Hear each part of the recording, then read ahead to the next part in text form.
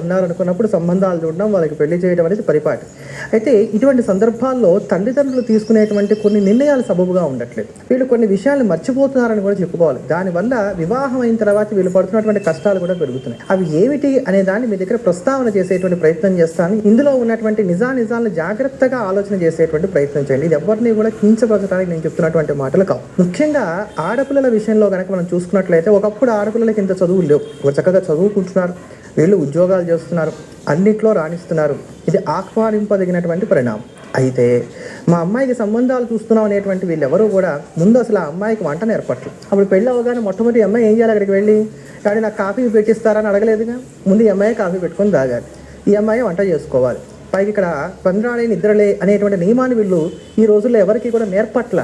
Only అమ్మ పెళ్ళయ్యాక ఎలాగో కష్టాలు తప్పవు అంటే పెళ్ళంటేనే నీకు కష్టాలమయం అని చెప్పి ముందే వీళ్ళు నూరి పోస్తున్నట్టుగా ఉంటుంది. అంటే వాళ్ళని ఎలా ట్యూన్ చేస్తున్నాం? పెళ్ళంటే కష్టం, నీకు పెళ్ళయ్యాక ఎలాగో నీకు ఫ్రీడమ్ ఉండదు, పెళ్ళయ్యాక ఎలాగో నువ్వు వంట చేయక తప్పదు, కనుక ఎక్కడన్నా సుఖంగా ఉంటుంది అంటే అప్పుడు వాళ్ళు ఇంకా ఎలా ట్యూన్ అవుతున్నారు? దీన్ని మనం అర్థం చేసుకునేటువంటి ప్రయత్నం చేయాలి. ఈ అమ్మాయి కూడా ఏముంటుంది? పెళ్ళయ్యాక ఎలాగో పొద్దునే లేవాలి కదా, అప్పటిదాకా నన్ను కొడుకొని అంట. దీనికి తల్లి తందానా అంటుంది. అప్పుడు దీనివల్ల ఏమవుతోంది? ఒకసారి పెళ్ళవగానే పొద్దునే నిద్ర లేచి తాను వండుకొని భర్తగా పెట్టి, నా బోటి వాడి ఇంటికి వస్తే వాడికి పెట్టి, అత్తమామలు చూసుకొని ఇల్లు చేసుకొని ఆఫీస్కి వెళ్ళి మళ్ళీ ఇంటికి రావాలనేసరికి అమ్మో అనవసరంగా పెళ్లి చేసుకున్నాను అనేటువంటి స్థితి ఏర్పడుతుంది. అంతేగాక వంట అనేది కేవలం ఆడవాళ్ళకే పరిమితం కాదు, మగవాళ్ళు కూడా నేర్చుకోవాలి. ఆడ మగ ఇద్దరికి కూడా వంట రావాల్సినటువంటి అవసరాలు అయితే ఖచ్చితంగా ఉన్నాయి. ఎవరెవరు ఈ భూమి మీద భోజనం చేస్తున్నారో వాళ్ళందరికీ అసలు వంట రావాల్సిందే, అందులో సందేహం ఏం లేదు. తినడానికే కాదు, వండుకోవడానికి కూడా మనకి ఎప్పుడు కూడా ప్రజ్ఞా పాఠవాలు ఉండాలి. అందుకని చెప్పని వంట చేయడం అనేది నేను తక్కువ చేసి మాట్లాడట్లేదు, కానీ వంట కనుక చిన్నతనం నుంచి మనం నేర్పకపోతే ఆడపిల్లలకి చాలా ప్రమాదం. అందుకని చిన్నతనంలో మనం చూసుకున్నట్లయితే కనుక మనీళ్ళల్లో మన చిన్నతనాల్లో పెద్దవాళ్ళు ఏం చేసేవారు? ఇంట్లో ఒక థర్డ్ క్లాసో ఫోర్త్ క్లాసో చదువుకుంటున్నటువంటి అమ్మాయి ఇంట్లో ఉందనంటే ఇంటికి వచ్చిన వాళ్ళకి మంచినీళ్ళు ఆ గ్లాసులు అక్కడి నుంచి భోజనాలు పెట్టినట్లయితే నెయ్యి వడ్డించు, ఇలా చిన్నప్పటి నుంచి నేర్పేవారు. అప్పుడు జీవితంలో ఏమైంది? అది ఒక భాగం అయిపోయింది కనుక వాళ్ళకి వంట చేయాలన్నా పని చేయాలన్నా పెద్ద ఇబ్బంది అనేటువంటిది ఉండేది కాదు.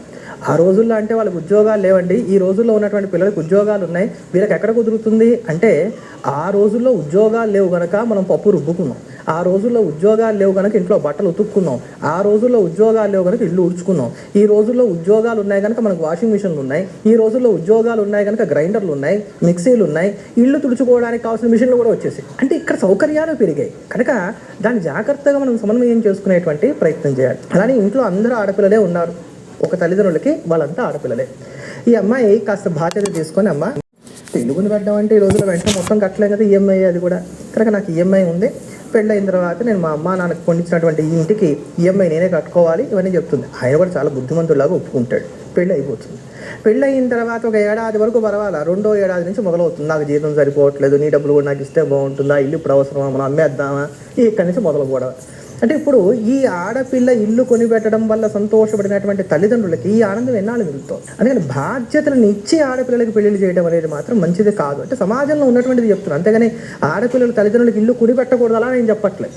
మీరు ఇల్లు కొనిపెట్టండి తల్లిదండ్రులకి. అయితే ఎప్పుడు కొనిపెట్టాలి? మీకు పెళ్ళై చక్కగా భర్తతో ఉంటూ మీ స్థితిగతులు బాగుండి మిమ్మల్ని బాగా అర్థం చేసుకునేటువంటి భర్త ఉండి అంతా హాయిగా ఉన్నప్పుడు ఇక్కడ కొనిపెట్టేసేయండి, ఏమి ఇబ్బంది లేదు. చక్కగా అప్పుడు ప్లాన్ చేసుకోండి, అప్పుడు మీకు హాయిగా ఉంటుంది. అలానే పెళ్ళి